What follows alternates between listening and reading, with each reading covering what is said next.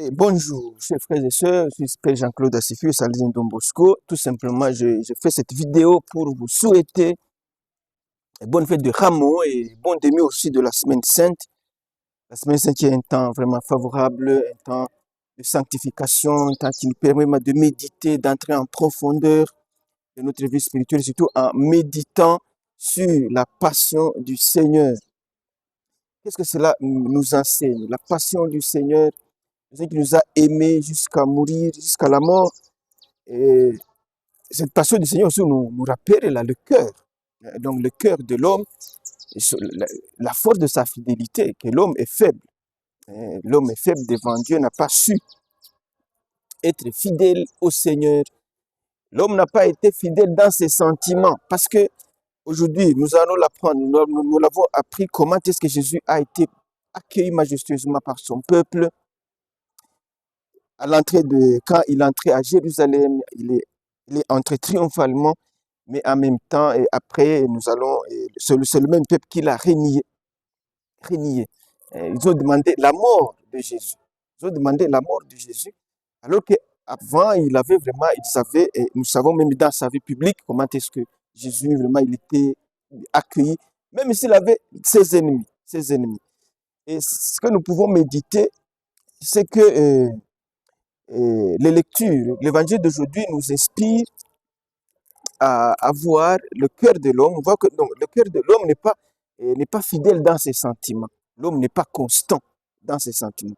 Donc, il ne faut pas se fier. Des fois, dans la vie quotidienne, nous sommes trompés par des personnes qui nous font des éloges. On fait des éloges, tu es brave, tu es fort, tu fais quoi. Mais en même temps, l'homme révèle son cœur quand, dans la souffrance, l'homme vraiment te renie. Il y a des histoires de trahison. Donc Jésus, avec son expérience, nous enseigne qu'il est proche des gens qui ont été trahis, qui vivent des trahisons. Jésus a été abandonné par ses disciples, par ses disciples, par ses disciples. Et demandons-nous alors quelle est la qualité de notre fidélité dans nos relations avec Dieu et relations avec les hommes, les personnes à qui nous donnons des paroles, des promesses. Alors demandons que le Seigneur puisse guérir notre liberté. Alors ce temps de carême, cette semaine sainte, que ce soit un temps vraiment de guérison intérieure, que nous puissions montrer au Seigneur, unir nos fragilités au Seigneur, et que vraiment le Seigneur puisse nous guérir, nous pardonner, nous sauver aussi, qu'il puisse aussi sauver toutes les choses qui ne vont pas dans notre vie intérieure. Que ce temps soit vraiment un temps non perdu, parce que bientôt nous allons célébrer la Pâque du Seigneur, sa résurrection. Et la résurrection, c'est la fête de la lumière.